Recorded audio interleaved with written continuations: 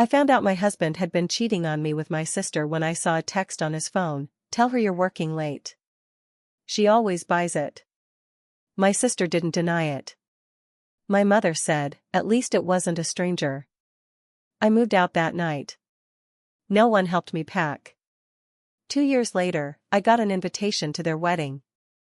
It said, "Family means forgiveness." I sent back a copy of the text thread. No note. I never wanted to tell this story. But sometimes, when something eats at you long enough, you have to let it out. This happened in Des Moines. I was 34. I worked long shifts as a nurse at a clinic near downtown. My husband, Matt, was a site manager for a construction company. We'd been married 7 years. We didn't have kids, but we'd been trying. Matt used to be sweet. He made breakfast on Sundays. Kissed my forehead when I fell asleep on the couch. He'd leave me notes in my lunch sometimes. But in the last year, things changed. It was subtle at first. He stopped asking about my day. He spent more time on his phone. He worked late all the time. And then there was Alyssa. My younger sister. 28. She moved in with us after her boyfriend kicked her out. She was crying when she called me that night, and without even thinking, I told her she could come stay until she figured things out. That was 6 months before it all blew up. I thought I was helping her. I made her favorite lasagna the first week. I set up the guest room. I even talked to Matt about being patient with her. "She's just going through a rough time," I told him. He nodded, said, "Of course." Looking back, I remember the way he smiled. Like he knew something I didn't. The night it happened was a Thursday.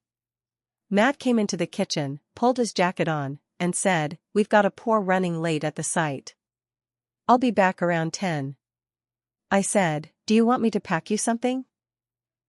He smiled, grabbed a soda from the fridge, and kissed the side of my head.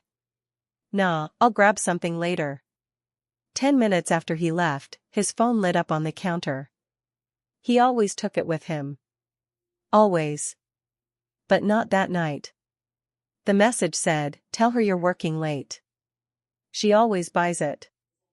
I felt sick before I even opened it. It was from a number with no name saved. I tapped the thread.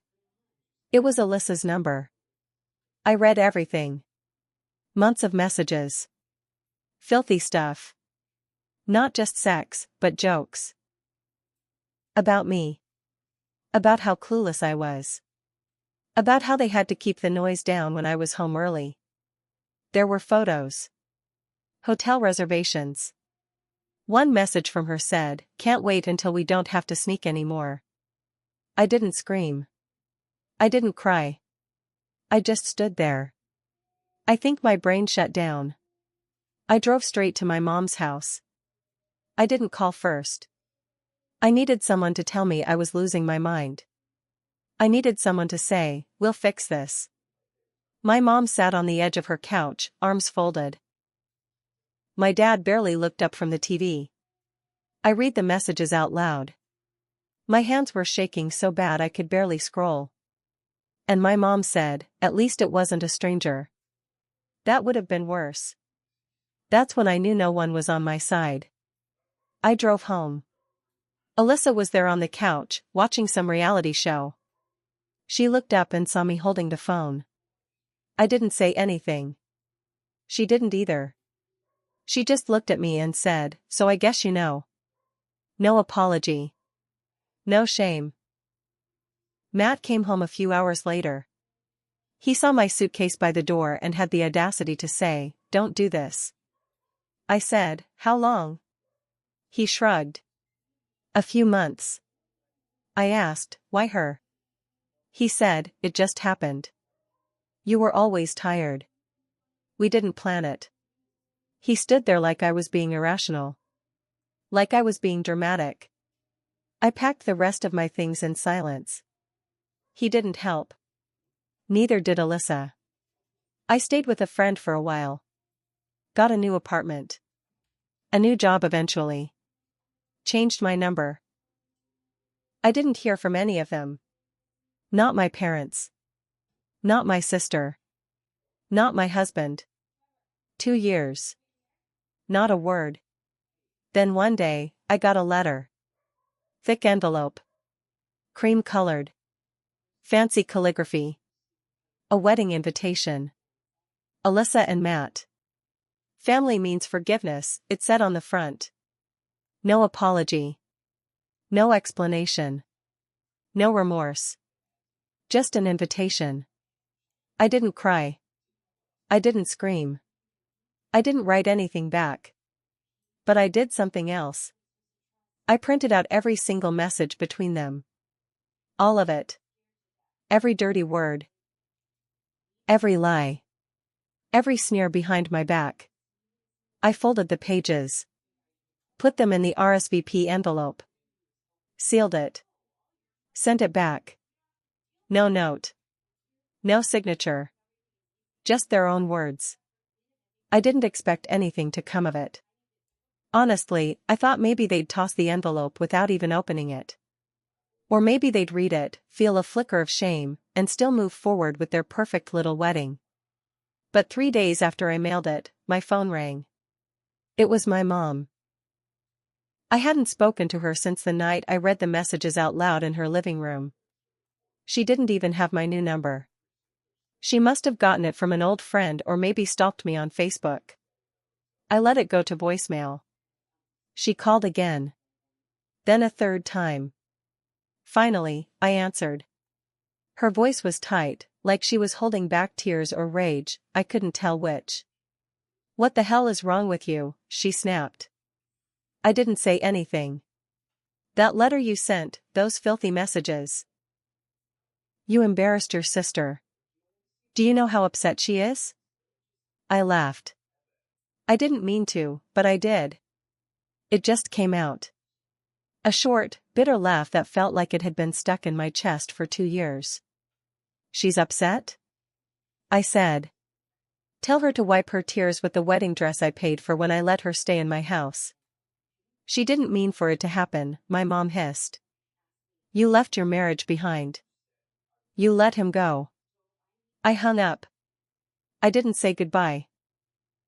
The next morning, I got a message from a cousin I hadn't heard from in ages. Just a screenshot. It was from Alyssa's Instagram story. A black screen with white text, some people can't move on. Jealousy is poison. Forgive or be forgotten.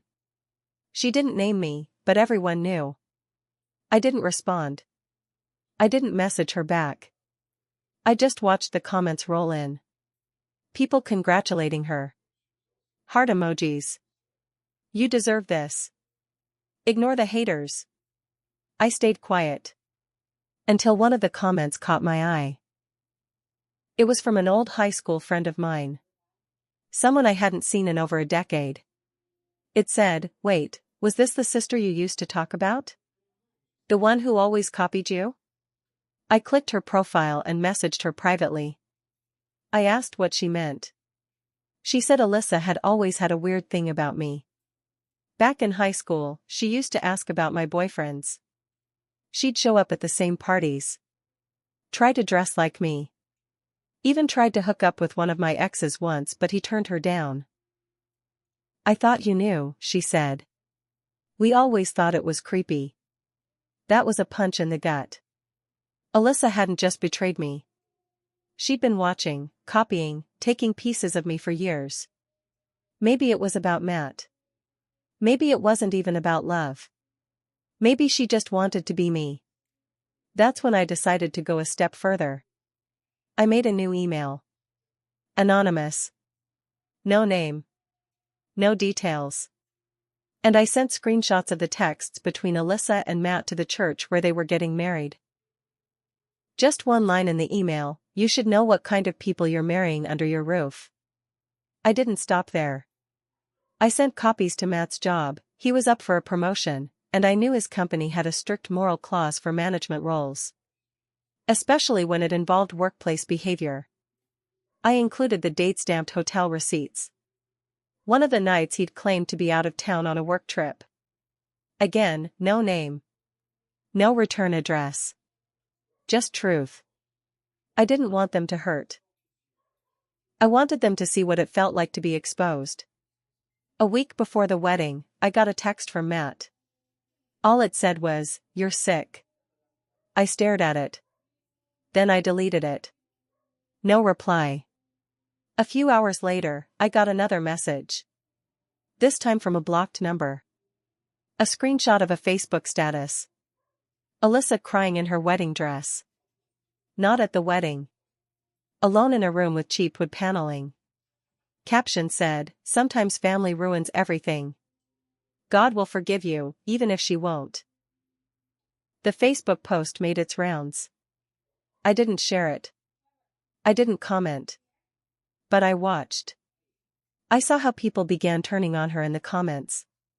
Someone wrote, "Wait, isn't that her sister's ex-husband?" Another said, "Family means forgiveness, huh?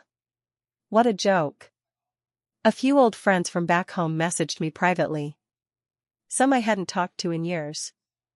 One of them, Jenna, said, "I always knew something was off with Matt. He hit on me at your wedding. I thought I was imagining it." Another told me Alyssa used to flirt with her own boyfriend in college.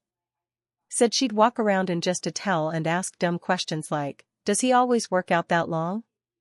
Piece by piece, the cracks were showing. But I wasn't done. I didn't want just embarrassment. I wanted consequences. A few days later, I called Matt's job from a payphone outside a gas station. Gave no name.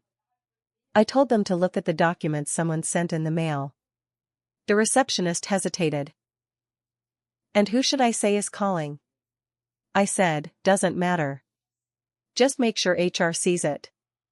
He's not who you think he is." I hung up. Later that week, word got back to me that Matt's promotion was on hold. Something about a review of internal conduct. I didn't celebrate. Not yet.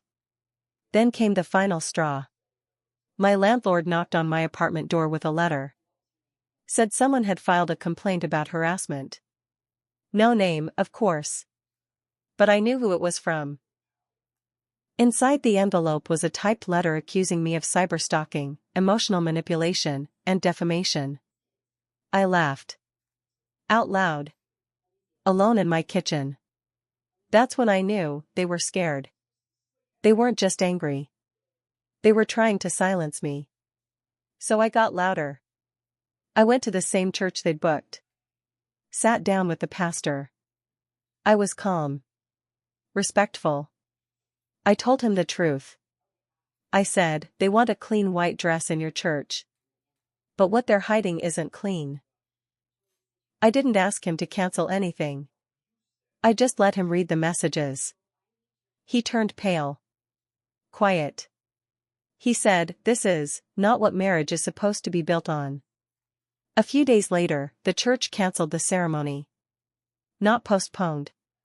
Canceled. Then, the ultimate twist hit. A woman I didn't know messaged me.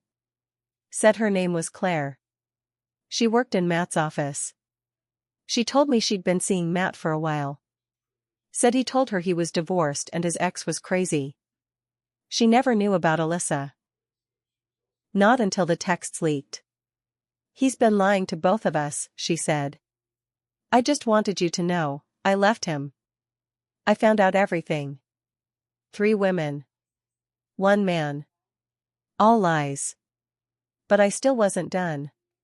After Claire messaged me, something shifted in me. I had spent 2 years trying to rebuild my life quietly.